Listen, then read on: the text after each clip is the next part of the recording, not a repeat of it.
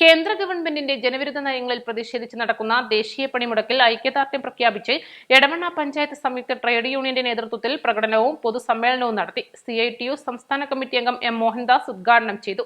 DYFI Wandoor block secretary K. റഹീം മുഖ്യപ്രഭാഷണം നടത്തി.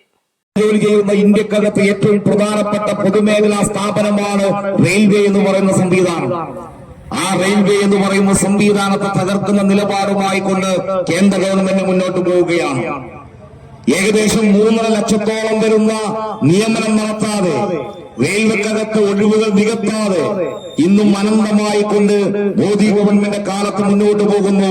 യുവജന വിരുദ്ധ നിലപാടുമായി കൊണ്ട് മോദി ഗവൺമെന്റ് മുന്നോട്ട് പോകുന്നു എന്നതാണ്. ഏറ്റവും പ്രതീക്ഷയായിട്ടുള്ള ഏറ്റവും കൂടുതൽ തൊഴിൽ നൽകുന്ന മനുഷ്യർ ജോലി ചെയ്യുന്ന ഇന്ത്യക്കകത്തെ പൊതുമേഖലാ സ്ഥാപനമായിട്ടുള്ള റെയിൽവേ എന്ന് പറയുന്ന സംവിധാനത്തെ മോദി ഗവൺമെന്റ് തകർക്കുന്നു എന്നുള്ളതാണ് ഏറ്റവും പ്രധാനപ്പെട്ടത്. അത് മാത്രമാണ് ഇന്ത്യക്കകത്തെ പ്രധാനപ്പെട്ട കേന്ദ്ര ഗവൺമെന്റ് നിയന്ത്രണത്തിലുണ്ടായിരുന്ന വിമാനത്താവളങ്ങൾ, ഇന്ത്യയിലെ വിമാനത്താവളങ്ങൾ ഓരോന്നോരോന്നായി സ്വകാര്യവൽക്കരണത്തിന്റെ ഭാഗമായി കൊണ്ട് വിൽക്കപ്പെടുന്ന സാഹചര്യത്തിലേക്ക് പോകുന്നു. കേരളത്തിനകത്തെ അന്താരാഷ്ട്ര വിമാനത്താവളമായുള്ള തിരുവനന്തപുരം വിമാനത്താവളം ഇന്ന് ഇതാ സ്വകാര്യ കമ്പനിയെ, സ്വകാര്യ വ്യക്തികൾക്ക് ഏൽപ്പിച്ചു കൊടുക്കുന്ന പ്രവർത്തനത്തിലേക്ക് പോകുന്നു.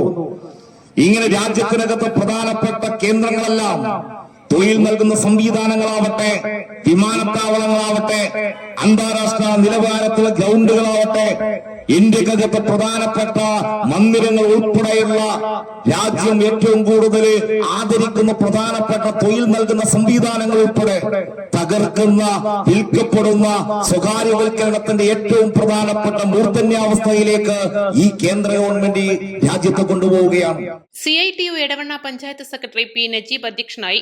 AITUC Edavanna panchayat secretary Zainuddin Vadakkan, CPI Eranad മണ്ഡലം കമ്മിറ്റി അംഗം Ajayan Kulappad, CPM local secretary P. K. Muhammad Ali, KP. Purushothaman എന്നിവർ സംസാരിച്ചു. East live, Edavanna.